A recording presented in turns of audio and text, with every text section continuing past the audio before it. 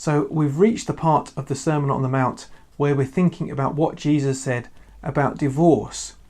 Now these words are pretty harsh for us to hear, especially if, like me, you're from 21st century Great Britain, where we, presumably all of us who are watching this, will know people who have been divorced, whether that's us ourselves or perhaps parents or perhaps good friends who've gone through a divorce or a separation or whatever. It's very common now. And you read Jesus' words and think, that seems very harsh. Did he really mean that? What did Jesus mean? And that's what this video is about. What did Jesus have to say about divorce? Now this is only a small part of what Jesus says about divorce. There's actually a fuller explanation in Matthew chapter 19, if you look at that. And really this video isn't going to be looking at all the Bible passages about divorce, just this one. But I think that's quite helpful just to think this is within the context of the Sermon on the Mount, where we already know what Jesus is talking about when it comes to the law. Just to refresh your memory, if you've been watching the previous videos, and I'll put a link up to some of the previous videos just up there if you want to go back and look at them. But Jesus' understanding of the law, he was talking to people who thought the law was sort of they were interpreting it in a very wooden way. And the problem was that they thought it was about what you could get away with rather than a minimum that God wanted us to do.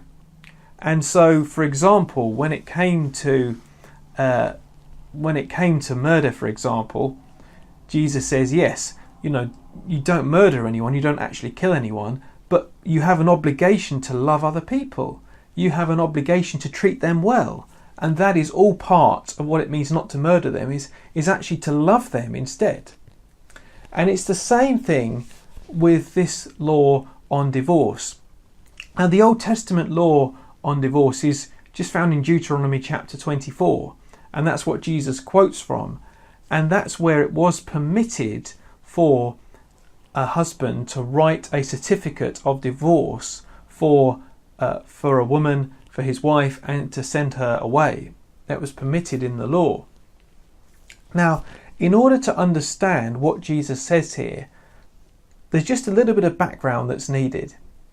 There were two schools of thought when it came to divorce at the time that Jesus was saying this. And they'd been sort of developed by two different rabbis and their sort of schools of thought, Rabbi Shammai and Rabbi Hillel. And these two rabbis had sort of different takes on this divorce law. One of them was saying, yes, the divorce can only happen in a certain set of circumstances. It's only about sexual immorality that it is permissible. Whereas the other was saying, well, actually, it's pretty wider set of circumstances. It can be any set of circumstances, really, as long as the wife displeases her husband in some way. Anything virtually is ground for divorce. And if you look at the history of this period, then we know that there were some quite silly reasons for divorce. I recall one because a wife cooked her husband a bad meal, for example, or even sometimes, the husband woke up and he just decided that he didn't like his wife anymore, and so he would divorce her. That is the context into which Jesus is saying that. And actually, it's times which are really not too dissimilar from our own. Some of the reasons why people go through divorce is actually, I don't often think, always very good reasons. But anyway, that's by the by. So that's the context into which Jesus is saying these things. And it's important to understand that when we hear his words. So this is what he said, Matthew chapter 5, verses 31 and 32. It has been said, anyone who divorces his wife must give her a certificate of divorce. And that's just a quotation from Deuteronomy 24. But I tell you that anyone who divorces his wife, except for sexual immorality, makes her the victim of adultery, and anyone who marries a divorced woman commits adultery. So anyone who divorces his wife commits adultery, or makes her the victim of adultery. Anyone who marries a divorced woman commits adultery. And so what Jesus does is he sets it back within the context of the Ten Commandments and adultery. One of the Ten Commandments, of course, you shall not commit adultery, you shall not be unfaithful to your husband or wife. And Jesus says that anyone who divorces, except for sexual immorality, he says, is violating that commandment. Again, what we see is this perspective change from Jesus, saying, look, the law is not about what we can get away with. The law is there to show us how we love others, but the law is kind of a minimum. So when we read about adultery, and then you read that bit in the law about divorce, it doesn't mean, adultery, unless I'll be faithful to my wife unless I want to divorce, in which case I can get a divorce on whatever grounds and that's fine. Now that's not how we're to think about these things.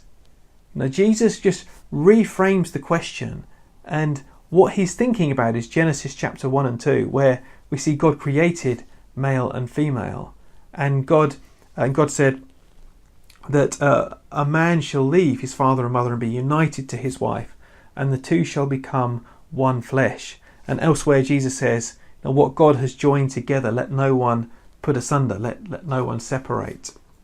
And that is the thing here, that we need to see the law in the light of how God made us. Marriage is a lifelong union of a man and a woman. And that is how it is. That's what Jesus says, is basing what he says on, that marriage is the lifelong union of a man and a woman. The reason why divorce was permitted, and we read this elsewhere, is because of the hardness of heart of the Israelites, because of their sin. And that's the other fundamental thing to understand here, that we know that in an ideal world there would be no divorce, but we don't live in an ideal world. We live in a world where people do have affairs, there is sexual immorality.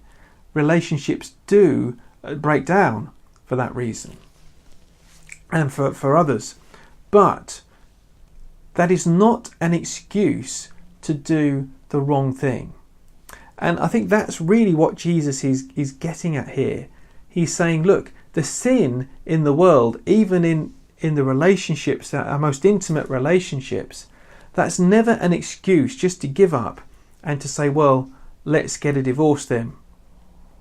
He's always saying, look, the priority, the fundamental thing must be to do and to try and sort of keep that pattern in creation of male and female, the lifelong union, even when it's hard. The law must not be used as a kind of get-out clause for when things get difficult, as so often happens. I think people go through a time of difficulty in relationships and think, oh, well, let's call it quits. But Jesus says, no, it's not like that. The law is not there as kind of as an escape route for an easy escape. Rather, it is there for when things have broken down to the point where they are not fixable. John Stott, he wrote a little book called Issues Facing Christians Today, and it's been updated several times over the years. But in that book there is a chapter on divorce and remarriage, and I remember reading that a few years ago and finding it quite helpful.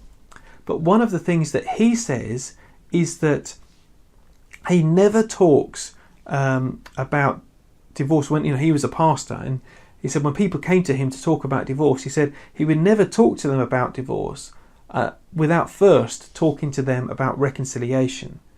And what Jesus, I think, is trying to get at here is that, yes, the law permitted divorce, but because of sin, because it was an unavoidable consequence, really, of sin in the world. But that never meant that it was the option that we should choose. It was always kind of a last resort rather than the option which we should jump to first of all.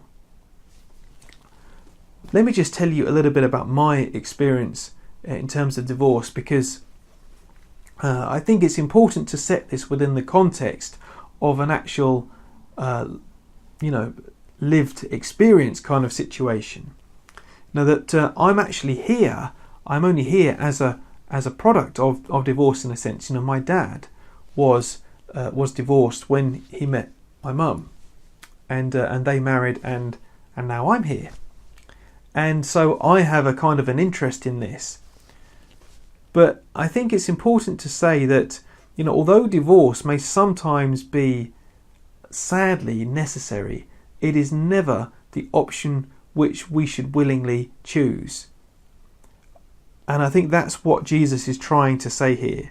Trying to say, look, if you get to the point where you can't, for whatever reason, your husband or your wife will not accept your love, have gone off with someone else, and the marriage has just completely and utterly broken down, perhaps then divorce is the only option. But while there is still hope, while there is still a chance of reconciliation, of getting back together, then that should always be the preferred option. So I hope that this has been helpful. I appreciate that this probably leads to a number of other questions for you. And I hope that this has been helpful. I would recommend having a look at that Issues Facing Christians Today book about divorce and remarriage, as I remember that being quite balanced and quite helpful. And the book itself is worthwhile reading on a range of issues, and John Stott's always helpful. And there are other resources, of course, on the internet to help you think through these things. I remember reading a good book by David Instone Brewer as well about divorce and remarriage in the Bible, saying that there are times when it is regrettably the option which we have to go for, but that it should never be the option which is our kind of top of our list. So I hope that this has been helpful to you in thinking through these difficult words and this difficult topic about how we obey God's law and what that means for our lives when it comes to divorce. So we're going to be on to something slightly less contentious next time when we talk about oaths, but we'll see when we come to that one. So thank you very much for watching this video. Please do subscribe to the channel if you enjoyed them, and there'll be a couple of other videos for you to watch up on the screen if you want to click through to any one of those. So thank you very much for watching. I hope to see you again for another video very soon. God bless.